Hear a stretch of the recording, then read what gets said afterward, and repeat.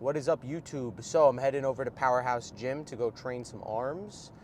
Uh, Arms are probably one of the muscles, probably the only muscle that I'll ever train twice a week, just due to them being a smaller muscle.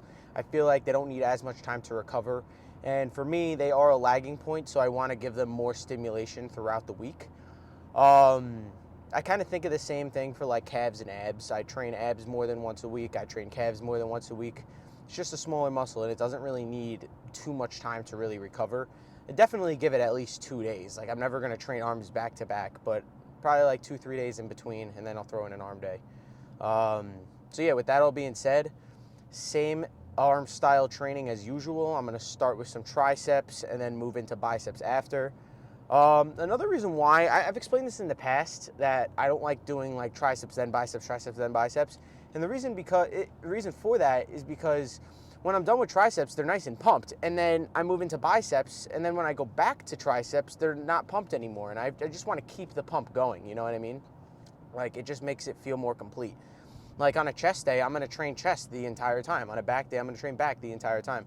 I don't really want to go back to back for like triceps and biceps. In my opinion, I've just always had a better like arm pump from doing triceps first and then biceps. And the next day soreness is always much better as well. And I feel like you're in the gym for less time because you don't have to really warm up as much when you're going from a bicep back to a tricep movement. But my shoulder, just a little update on my shoulder, little tweak, I guess you can say. I don't really want to call it an injury because it really wasn't an injury. Back last chest day, I did tweak my shoulder if you didn't watch the video. And I hit shoulders yesterday and it felt completely fine. I know I didn't do a post-workout talk after the workout, so I'll just say it now. But yeah, the shoulder felt completely fine the entire workout. I worked up to a pretty heavy military press. I think it was like 165. There's no issues at all, which was really nice. And yeah, next day I'm just sore, just muscle soreness, like no like pain at all, like no like the tweak feels like it's completely healed. So I'm really happy about that. I knew it was nothing serious, but again, those things that are just like in your head as nothing serious, you don't want to just like blow off, because that's one thing that's not too serious could become a very serious situation in the flip of a switch. So you got to be really careful about that and always listen to your body. But yeah, everything felt fine, and honestly, it was probably the best shoulder day I've had in a long time, just due to doing the reps more slow and controlled. I wasn't really going for like some super heavy I don't really want to say PR, but like I wasn't going super heavy to train my shoulders. I was really just going light, slow, and controlled, getting a nice squeeze at the top, and going slow in the eccentrics, and it honestly paid off. So I'm probably going to be doing the same style of shoulder training for a while now. It seems to be working for me. My shoulders rarely ever get sore, and they're super sore today. So definitely gonna listen to my body again in a positive way. Again, you got to listen. I always say listen to your body in terms of like an injury. Like if you're not feeling right, don't do it. But also if something feels good, keep doing it. Why would you stop? So and again, that goes for being said in terms of work sets too. If a lot of times people just fall into like the pattern oh, I'm just going to do 3 sets here, 3 sets there, 3 sets there. If the first movement you do feels really good after 3 sets, do more sets there, nothing's stopping you. I mean, if it's really stimulating the muscle and you're getting a good burn from it, why stop? And that goes for the opposite side too. If it's not feeling good, don't do 3 sets. Don't waste 3 sets of your workout on a movement that's not feeling good. But anyway, with all that being said, I am pulling up to the gym now. Probably start with some heavy dips for triceps, really fatigue them there. And then do some nice slow and controlled extensions after that. And then bicep training is pretty simple, just a shit ton of curls. So I'll see you in there. All right, what's going on, everybody? So I'm starting off my arm day with some triceps, and the first movement of the day is some close grip bench press. I'm recently been trying to do a few more pressing movements for triceps rather than just primarily extensions. I don't know, I'm just experimenting right now. There's no real reason why. I think extensions are a great way to grow your triceps, and I think pressing is a great way to grow your triceps. But I've been doing extensions for years now. Haven't really done much close grip bench press or much dips really, but I've been really just trying to switch it up, try out a few more pressing motions to start, and then finishing off with extensions. My mindset behind that is on any other muscle group, you start with a compound movement and then do some lighter, more isolation movements after. So I'm just going to kind of experiment with my triceps by starting with a compound like dips and close grip bench and then moving on into extensions. And if I don't see the muscle reacting in a positive way, like obviously resulting in growth, then I'll switch back to the regular tricep routine. But it's always good to switch it up a little bit and try to work a muscle a little bit differently, because the muscle does get used to a certain amount of intensity and a certain amount of exercises, so you kind of got to switch it up a little bit as you go. But if you notice on the close grip bench press right now, I'm not even really pressing the weight. I'm almost imitating an extension with the barbell. And these doing the form like this really, really targeted the triceps a lot more, and I felt it a lot more in my triceps and nothing in my chest at all.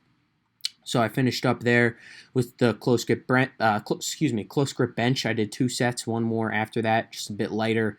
And now moving over into some weighted dips. Right here is the first work set of weighted dips, and I believe I got a set of 12 to 15. After this, I threw on another 45 pounds on the belt, and I did a double drop set. I unfortunately did not record those, but it felt really, really nice. When you're doing dips for triceps, try to keep your upper body more vertical. And if you bend, if it's not as vertical, you will be almost imitating a push-up, and you will feel more of your chest if you're leaning over more. So whenever you're doing dips for your triceps, remember to stay vertical. Now moving over into some cross-body katanas. If you've been watching my arm days, these have been an absolute staple for me on triceps. They feel really, really nice. The fact that you bring out the cables to your sides rather than going straight down does a really nice job of targeting all 3 heads of the tricep. Again, if you didn't know this, if you just push or extend your arms straight down, it only hits the lateral head. But the fact that I'm bringing them out and almost kind of like across my body, it's really doing a nice job of hitting all 3 heads of the tricep, being the lateral, the medial, and the long head of your tricep. Doing a bit of a drop set here. Again, I went pretty heavy on triceps in the dips and the close grip bench. Now I see no reason to go real heavy on these. I'm just going nice, light, slow, and controlled, really focusing on getting a nice squeeze at the bottom, and then going real nice and slow on the eccentrics back to start another rep. Again, constant tension is key as well, so you don't want to rest too long at the top. You really want to keep the tension on the triceps the entire set. Now finishing off with some skull crushers here. I got the 60-pound easy bar, and I'm just going nice, slow, and controlled, really trying to keep my elbows tucked. I don't want them to flare out. If they flare out, it could just cause a shoulder injury if you keep up with like bad form. So really try to keep those elbows tucked. Not only could you injure your shoulders by flaring them out, but you won't get as good of a long head activation on your triceps. If you just go a bit lighter, you'll have healthier shoulders. You'll get more tension put on the long head of your triceps, and that will just result in more growth on your triceps. So it's a win-win. You stay healthy and you grow more. Only thing is that you have to kind of drop your ego in a sense and just go a bit lighter. I am supersetting easy bar skull crushers with just some single arm dumbbell skull crushers. This was a really nice superset, just being that I can go from not too heavy, but going from like 12 reps to do it on the easy bar and then dropping it to the 15-pound dumbbell was just a nice little finisher to add a few more reps on the end of the set. Again, on the last movement, I'm just really trying to force the last little bit of blood into the triceps and just maximize that pump.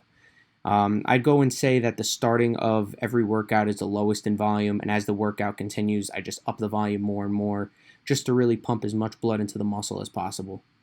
But yeah, I'm finishing off here. These felt super duper nice today.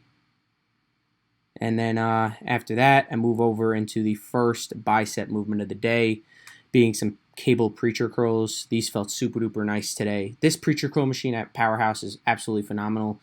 I feel like all preacher curl machines are similar, but this one always feels the best, just the way that it's mechanically built. I get a really nice stretch at the bottom and a really, really nice squeeze at the top. And just overall, the cables on this machine are super smooth, which I feel like is very, very beneficial when you are using any cables. If you've ever used a rough cable, you know what I mean by how it just doesn't feel as good. But these felt super duper nice today.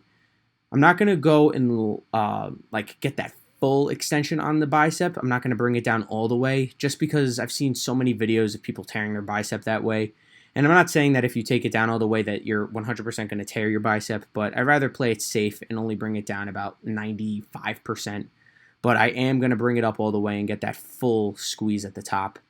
Again, keeping a nice tempo on these is awesome, and you're going to experience the most amount of growth from them if you just go nice and slow the entire time.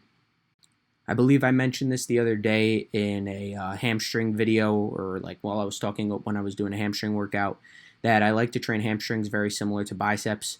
I don't like to curl up the weight too fast because you can really build up a lot of momentum to get the weight up to the top. So again, just curling it nice and slow, getting a good squeeze at the top, and then taking it down nice and slow. I believe that's going to build the best hamstrings and biceps in my opinion. And if you take that mindset in any sort of workout, it will result in awesome growth, just really controlling the movement the entire time. Now moving over into some face-away curls on the cable stack. Finished off with 3 sets of 15 to 20 reps over here. I also did easy bar curls after the preacher curls, but there was a ton of people over there and I didn't want to disrespect anyone's privacy with recording. But I hope you all enjoyed. I'll see you tomorrow.